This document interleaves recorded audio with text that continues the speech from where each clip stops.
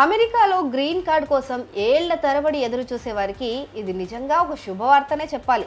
ముఖ్యంగా మన భారతీయులు, చైనీయులు వంటి వారికి ఈ నిరీక్షణ ఒక పెద్ద సమస్యగా మారిపోయింది. కానీ ఇప్పుడు ఆ సమస్యకు చెక్ పెట్టేందుకు అమెరికా ప్రభుత్వం ఒక షార్ట్ కట్ పద్ధతిని ప్రతిపాదిస్తోంది. ఈ కొత్త మార్గం ఎలా ఉంటుంది, దాని వెనుక ఉన్న ఆసక్తికరమైన వివరాలేంటి ఈ వీడియోలో తెలుసుకుందాం. అమెరికాలో శాశ్వత నివాసం కోసం జారీ చేసే గ్రీన్ కార్డులను పొందడం కోసం భారత్ సహా చైనా, మెక్సికో, ఫిలిప్పీన్స్ దేశస్తులు ఏళ్ల తరబడి నిరీక్షించాల్సి వస్తుంది. దానికి చెక్ పెట్టేలా ఓ షార్ట్ కట్ మార్గాన్ని అమెరికా ప్రభుత్వం ప్రతిపాదించింది. గ్రీన్ కార్డు కోసం 10 ఏళ్లుగా ఎదురు చూస్తున్న వారు ఓ $20,000 అంటే మన ఇండియన్ కరెన్సీలో చూస్తే 17.5 లక్షలు చెల్లిస్తే త్వరగా వారి అప్లికేషన్ను పరిశీలించే అవకాశాన్ని ఈ ప్రతిపాదిత బిల్లులో పేర్కొంది. డిగ్నిటీ యాక్ట్ ఆఫ్ 2025 పేరిట ఈ బిల్లును తీసుకొచ్చారు. దశాబ్దాలుగా నలుగుతున్న సమస్యకు పరిష్కారం చూపేందుకే ఈ బిల్లును ప్రవేశపెట్టామని చట్టసభ సభ్యురాలు మారియా ఎల్విరా సలజార్ పేర్కొన్నారు.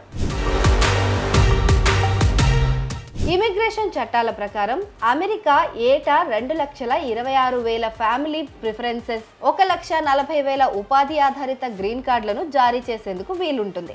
ఈ $20,000 ప్రీమియం ప్రాసెసింగ్ ఫీ ద్వారా గ్రీన్ కార్డ్ బ్యాక్లాగ్లను క్లియర్ చేయడమే లక్ష్యంగా పెట్టుకున్నారు అధికారులు. ఉపాధి కోసం అగ్రరాజ్యానికి వెళ్లి అక్కడే శాశ్వతంగా స్థిరపడాలనుకునే వలసదారులకు అమెరికా పర్మనెంట్ రెసిడెంట్ కార్డ్, అదే గ్రీన్ కార్డులను ఇచ్చేస్తుందట. అయితే ఒక్కో దేశానికి ఒక నిర్ణీత సంఖ్యలో, అంటే కోటా వైజ్గా వీటిని జారీ చేస్తూ ఉంటారు. మొత్తం దరఖాస్తుల్లో ఒక్కో దేశానికి కేవలం 7% మాత్రమే కేటాయించాలి అన్నది ప్రస్తుత విధానం. అయితే ఈ బిల్లు ద్వారా దాన్ని 15% పెంచారు. అలాగే అయితే అమెరికాకు వర్క్ పర్మిట్లపైన వచ్చిన దంపతుల పిల్లలకు శాశ్వత నివాస హోదాను పొందడానికి ఈ ప్రతిపాదిత బిల్లు వీలు కల్పిస్తుంది. అయితే భారత్, చైనా, మెక్సికో, ఫిలిప్పీన్స్ వంటి దేశాల నుంచి గ్రీన్ కార్డుల కోసం విపరీతమైన పోటీ ఉంటుంది. ఏటా లక్షల మంది వీటి కోసం దరఖాస్తు చేసుకుంటూ ఉంటారు.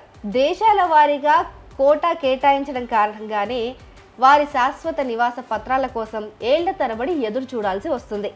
ఒక పక్క కార్డుల జారీపైన కోటాను స్థిరంగా ఉంచగా డిమాండ్ మాత్రం ఏటేటా పెరుగుతూనే ఉంది, కానీ తగ్గట్లేదు. ఇటీవల USCIS ప్రచురించిన డేటా షీట్ ప్రకారం చూస్తే అమెరికాలో ఇమిగ్రేషన్ బ్యాక్లాగ్లో 1,13,00,000 దరఖాస్తులున్నాయట. ఈ స్థాయిలో పెండింగ్లో ఉండటం ఓ రికార్డ్ అనే చెప్పాలి. రాను రాను ఆ సంఖ్య పెరుగుతూనే ఉంది. గతేడాది చూస్తే 3.3 మిలియన్ అప్లికేషన్స్ ప్రాసెస్ చేశారు. ఈసారైతే 2.7 మిలియన్సే ప్రాసెస్ చేశారు.